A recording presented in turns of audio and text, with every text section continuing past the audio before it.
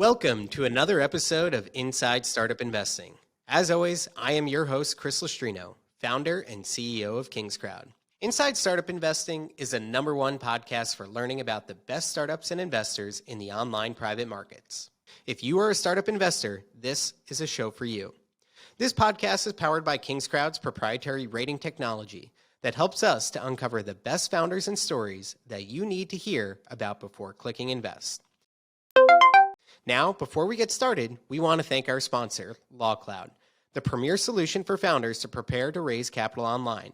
Whether you need to file a Form C, a Form 1A, or a subscription agreement, LawCloud provides the lowest cost, easiest to use toolkit for founders to make raising capital online easier than ever. Now, on to today's show.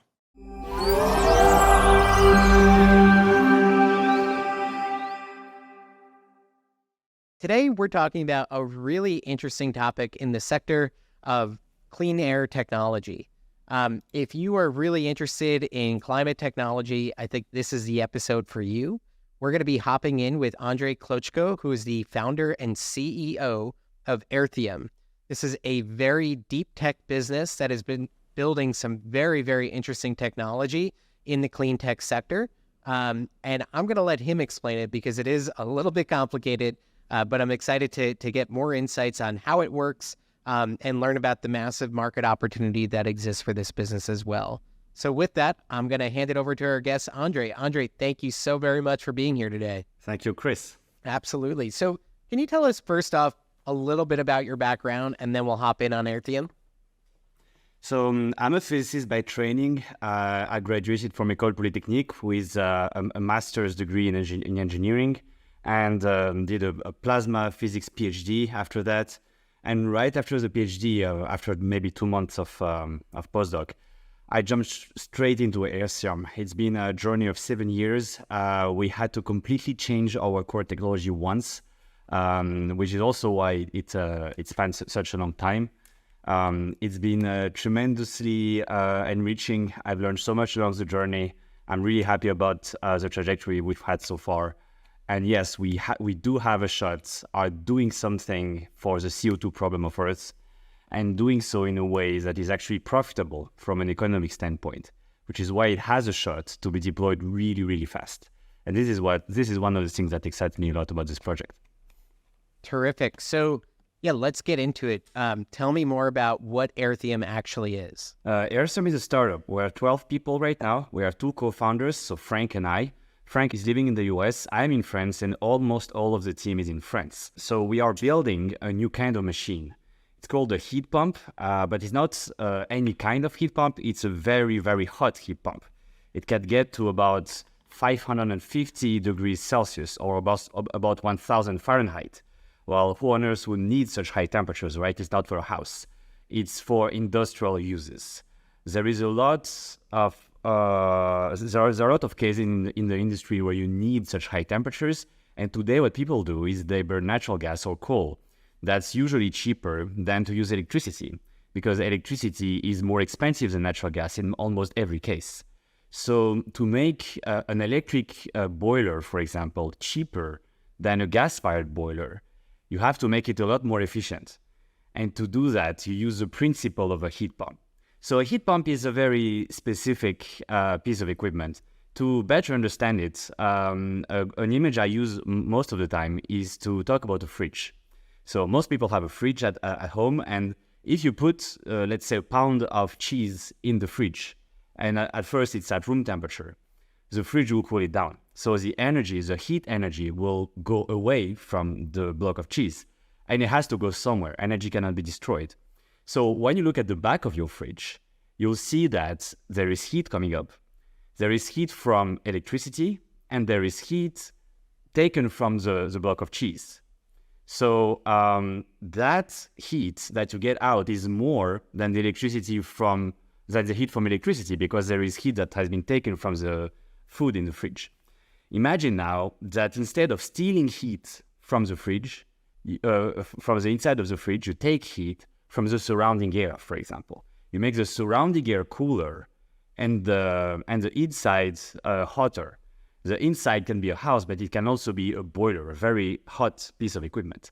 And this sum of heat from the electricity and from the outside world is what gives you efficiency. In other words, electricity is a noble kind of energy. It can do more than just be dissipated in a resistor. It can do more efficient things. This happens in fridges, it happens in heat pumps. Tesla cars have heat pumps in them, by the way. And it can also happen here in heat pump-based steam boilers. That's what we're building. And the point is, nobody has been able to build them before because it's very hard to make such a hot heat pump, just technically.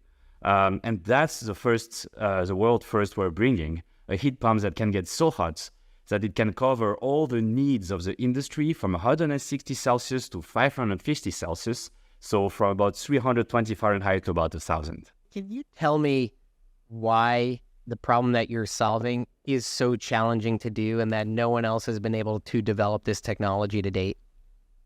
It turns out that most of the time in heat pumps and in fridges and in all of similar appliances, freezers, for example, what people actually do is they take a substance, for example, water or ammonia or something, they boil it, so they vaporize it, and then they condense it. So when you hear a gargling sound in your fridge, it's because it's condensing this active fluid somewhere, and when it's condensing, it's releasing the heat. That's why you hear it, because it's on the outside of the fridge. And then inside the fridge, it will evaporate, and that's why you hear sometimes a hiss, because it gets depressurized and then it evaporates slowly. And this evaporation and condensation take place at two different pressures. That's why it works. You have a low pressure side inside the fridge, which is low temperature, and a high pressure, which is higher temperature. Just like a closed cooking device can reach higher temperatures in boiling, here it's the same, it's just different pressures. Well, it turns out that most substances can do different boiling temperatures across different pressures, but those temperatures cannot be too different. They cannot be too far apart. Otherwise, you get into a state called a supercritical state. That's a state where you don't have a liquid, you don't have a gas, it's something in between. If you Google that of CO2 undergoing supercritical transition, it's a bit trippy to look at. It's quite weird.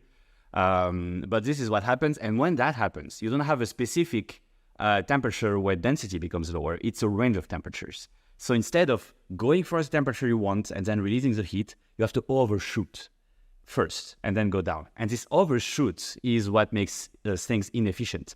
And also you have to go to very, very high pressures. And those high pressures mean very thick tubing and risk of explosion.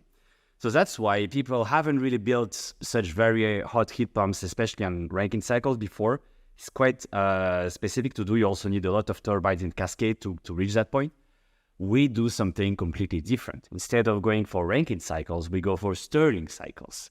Stirling cycles is just a type of heat engine. Instead of condensing and boiling something, you compress and expand the gas. It stays a gas all the time. So we use helium for that purpose. Helium because it's very heat conductive. Helium is 7 times more heat conductive than air. And we compress it, extract the heat, push it on a coal, inside a cold cylinder, expand it, take heat from the environment, push it inside the hot cylinder, compress it, etc. And the problem with those Stirling engines is they're never been good enough for applications. They've always been too expensive or inefficient and or not reliable enough. Sometimes all of the three, most of the time all of the three actually. And we found a way to solve all three problems all at once. And that's also why it took us so many years, because had it been easy, it would have been found over the 200 years that the Stirling engine has existed, and it hasn't yet.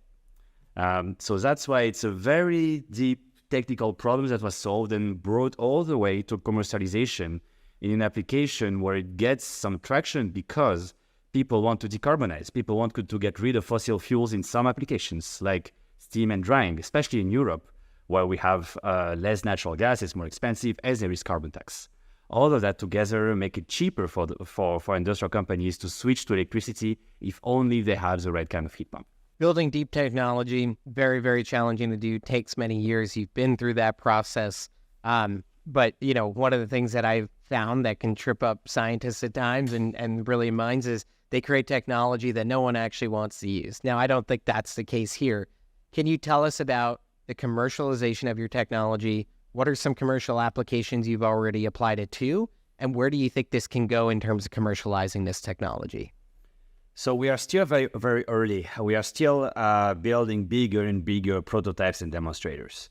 We already have a Stirling engine in the lab. We actually had a few before, but the one we have now is instrumented and showed us everything we needed to know up to that stage.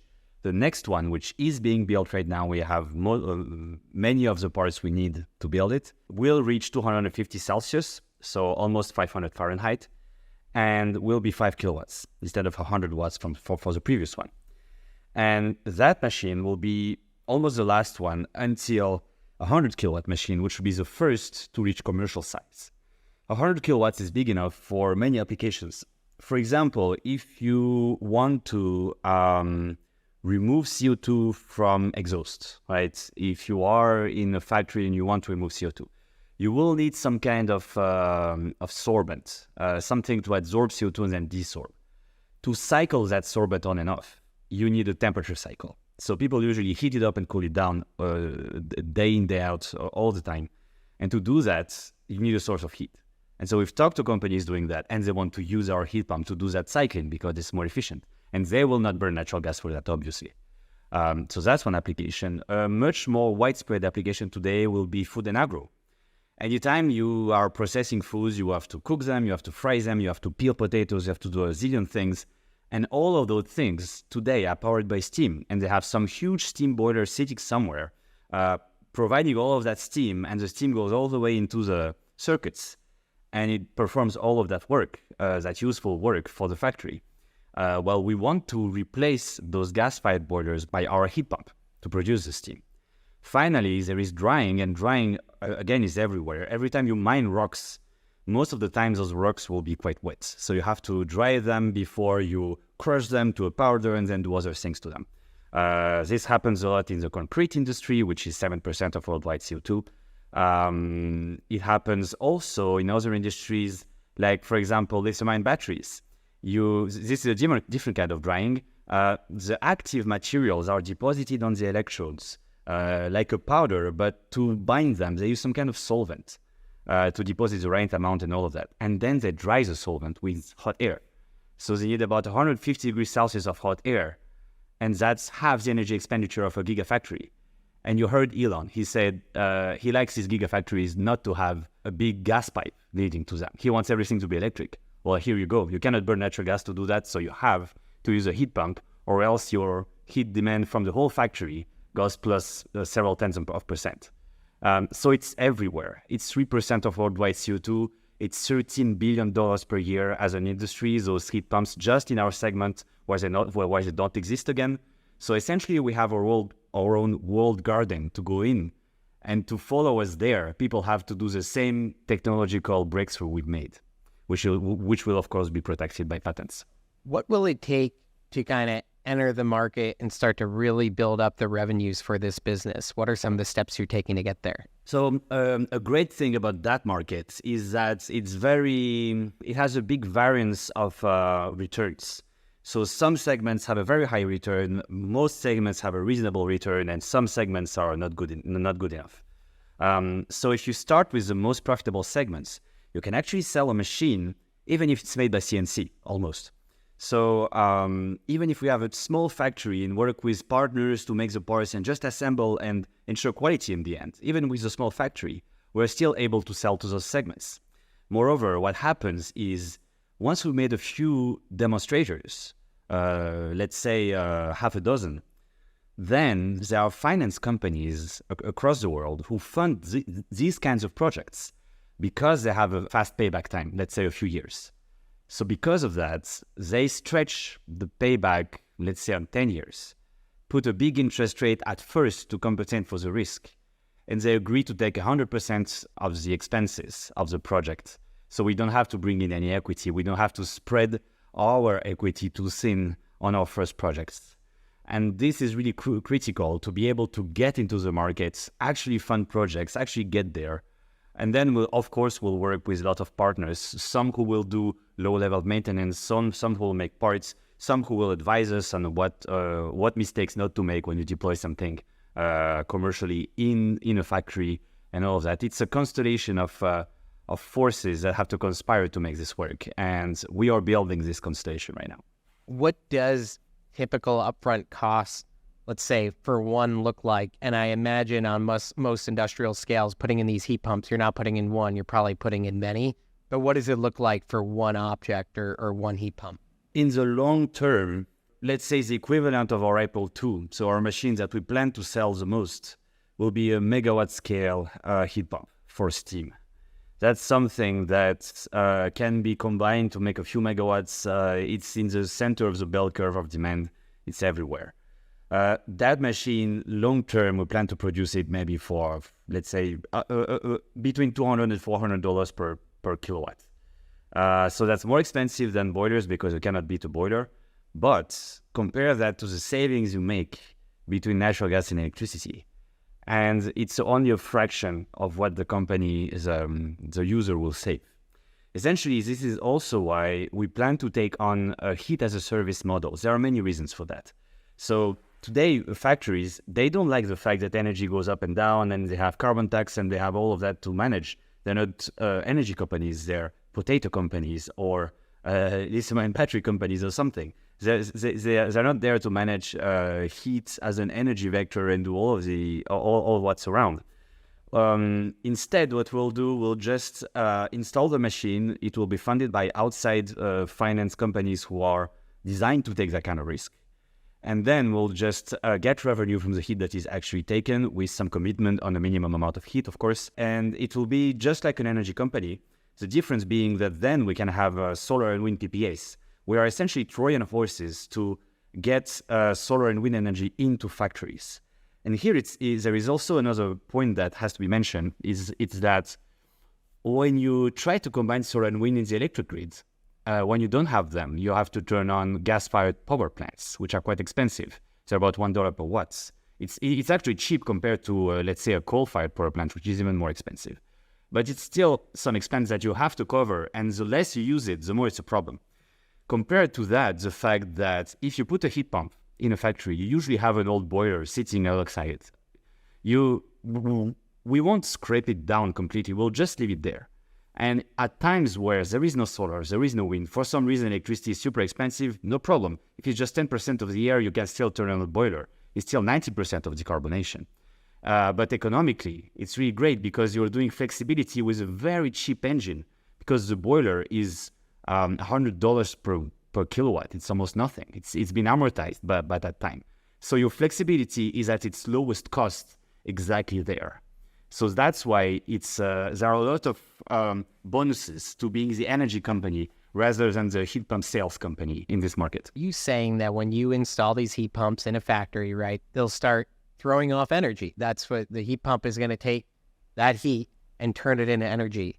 Now, is that energy going to simply be utilized by the factory to offset what would otherwise be other sources of energy, thus lowering their energy bill? Or are you actually saying, no, we're going to take that energy, we're not going to use it at the factory, we're going to begin to sell it to outside parties, and the factory makes money and we make money? I just want to make sure I understand the business model. Oh, okay. So the heat pump does only one thing. It takes outside energy from the air, electricity, and combines them to produce steam. So it replaces natural gas as the source of the steam. So instead of paying for natural gas, you pay for electricity. But you always pay for something. The heat pump never produces anything. It's just that us, as Airthium, we plan to also be an energy company. So we will have, or at least have a branch that deals with energy supply. So we will buy energy from solar and wind farms that are remote, and then bring that energy inside the factories to power the heat pumps. Instead of burning natural gas, they will buy heat from us that will be produced from electricity that we have bought somewhere else from renewable sources. And they just get the steam and everything works in their factory afterwards. You've created this really sophisticated technology. It sounds as though you've largely been able to prove that it works and is safe, and are starting to look at multiple different end applications that you can go after. Talk to me a little bit about your funding, where you are, and where that funding is going to be applied to kind of take next steps as a business? Our biggest source of funding to date has definitely been equity crowdfunding. So we've been doing 2 rounds on WeFunder, one in 2021 and another one which started in 2022 and is still ongoing. Those rounds are open to all kinds of people, so unaccredited investors. Of course, it depends on the local laws of the countries, but many countries can participate. Residents, fiscal residents, and nationals from many countries can participate. So the way it works is that investors invest in Airthium or into an SPV that then invests in Airthium. This is what happens now. And in return, they get a SAFE. So a SAFE is a simple agreement for future equity. It's a document that converts into shares. In some cases, everything is on our WeFunder page, of course. The definitive information is on the WeFunder page. But this allowed us to raise funds in a continuous process, in an ongoing process. And this has really helped us work towards building the demonstrators and the prototypes that we needed to actually make things work and get to a Series A eventually. That's where institutional investors are coming in. We are actually in the middle of an institutional round right now as well. We are talking to VCs and assembling a round of a few $1 million. This will allow us to get to the demonstrator stage. And after that, we should be able to get Series A. But equity crowdfunding has really been instrumental. Of course, it's not the only source. We have a lot of non-dilutive capital. We have a lot of research tax credit. In France, there are also subsidy mechanisms that really help, because in a sense, we're doing research that should have been done in public labs but has never been done there. So we are, in a sense, doing it instead of them, in a way. Even if it's a private endeavor, in the end, we want this machine to be deployed everywhere. So it's still a kind of public service, just that it takes a different shape. What about this technology that you're building and the company Airthium itself excites you? What about it are you so passionate about? You've been doing this for years, and have had to take so many hard steps to even get to market, right? To build the technology. What is it that makes you so passionate about it and excited about it? Well, I'm the kind of guy who reads lots of science fiction. So when you do that, you tend to see a multitude of glimpses into what the future could be, or what some aspects of the future could be like. And you start wondering, okay, where are we heading? What will happen 20, 50, 100, 200 years from now? And you start worrying about some known subjects. For example, Fermi paradox, right? When you look up to the stars and you scrutate them with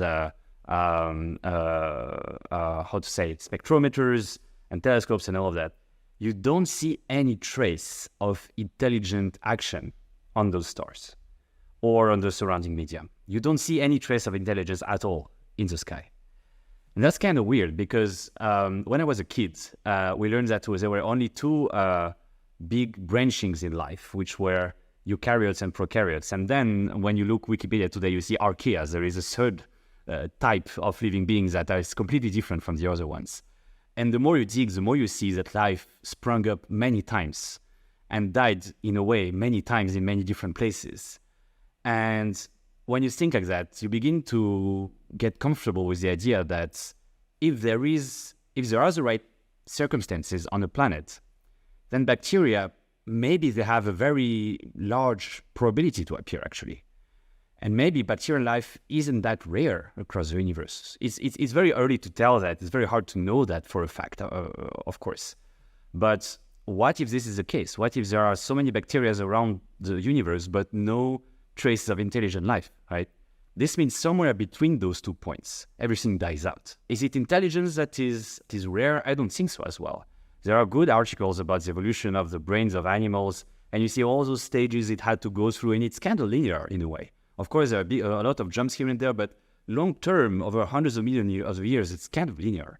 So I don't think intelligence is rare. But really, when one living species starts to decouple from its surroundings, from its ecosystem, that's when things go south, based on my perception of things. Of course, I could be wrong. I only demand to talk about this, and I talk about this with a lot of experts as much as I can.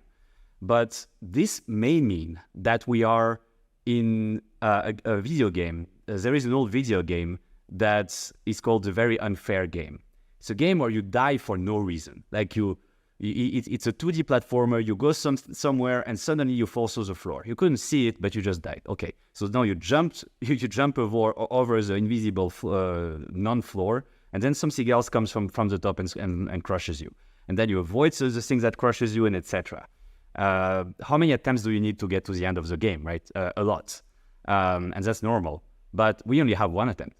And so many things can kill us. So we have to make the game in our heads. What can kill us? What will kill us faster than the other things? So thinking like this, I realized that there are many threats to keeping the biosphere of Earth intact, humanity intact, and all live together happily throughout the centuries. It's not that easy, actually. But many people listening probably agree to this. But I was thinking, how can I have the right kind of impact over that big equation? How can I help in the end game? Not the intermediary results, but really the end game. So climate, of course, is one lever. If climate goes haywire, many things go wrong. Wars can happen. Many bad things can happen. And of course, lots of species will die. Biodiversity is, to me, one of the most important variables. If biodiversity goes too low, we are biological. We have, I don't know how many different kinds of microorganisms in our guts. We depend on so many living beings to be alive. Imagine you are in a world where biology doesn't exist anymore and you have to produce an orange. How many billions and hundreds of billions of dollars will you have to spend to make an orange that couldn't be distinguished from the real thing, right? And today you buy them for less than $1, right? So there is something there that we take for granted, forces that are way beyond our control.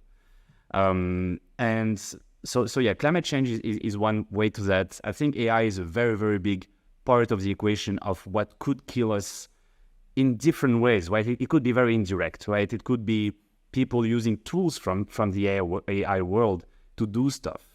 And then those tools being assembled to do other things, and then assembled again, etc. You just wait 10 years, and then 10 years, and again 10 years, and you look up every 10 years, and you see what happens. It could happen very fast. So I want to participate in that equation. I want to find people to talk about this, to think about this, to act about this fast enough. The action has to happen fast, but it's so complex it has to be discussed, and we need a strong discussion on this, and we need fast action on this. And to me, startups are a different way from politics to achieve this. They have to work together in a way, but they're still different enough that they can enrich each other. If politics are stuck at some point, private endeavors could compensate for some of it in some cases. And that's one of the things that really excites me about this. I think that's one of the best answers I've ever heard. That's I love the overarching ambition to all of this and passion behind it. I think that's really, really cool. I'm certainly fascinated by the business. I think it certainly can have a major impact. And I'm not sure people always fully understand the orders of magnitude that is the industrial sector and just quite how large that is. I mean, whether you look at a company like Dow Chemical or any one of the major industrial companies just in the United States and then on a global level, you're talking about tens and tens of billions and hundreds of billions of dollars. It is a massive sector. And if you could provide one solution that helps cut down on cost of electricity while also replacing, what is not necessarily a clean technology for a clean technology, that could have some major implications that are maybe hard to understand if you're not in the industrial sector and understand quite how big that is. So I just want to reiterate that. I think that's what makes this opportunity so exciting. And you've developed a technology that is incredibly hard to replicate and just go and do, especially if you put patents around it. So I definitely see the excitement of the investment opportunity. But for those listening, what's kind of your last pitch to them if they're kind of on the line of deciding whether or not they want to invest? I would say you only have one life. Some of you may have children, and maybe they will have kids. and they will have a planet in some state, right? You cannot stop time. What can we do today to make their lives better? Well, I'm fully committed to that goal. And I see a lot of avenues to do that with technology and business together. And that's what I'm after. So if they share those values, I think we are aligned. Beyond that, industrial heat is not the only thing we're after.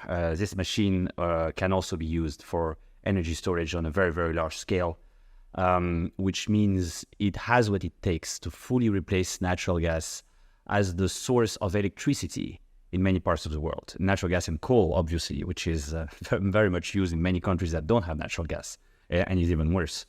It could even replace nuclear, and nuclear is this double-edged sword. It's technologically it works, from an engineering standpoint it works, but there is perception around it that is negative, and I totally understand that because I also have doubts about nuclear that are not the usual doubts about, okay, it will absolutely explode and everything. No, it's not only that. To me, it's when you go after nuclear, you go after a world where 50 years from now, you are reasonably certain that some mad guru will not assemble a force of 5,000 zealots and just storm a nuclear waste deposit site or some active nuclear power plant and just do something with it.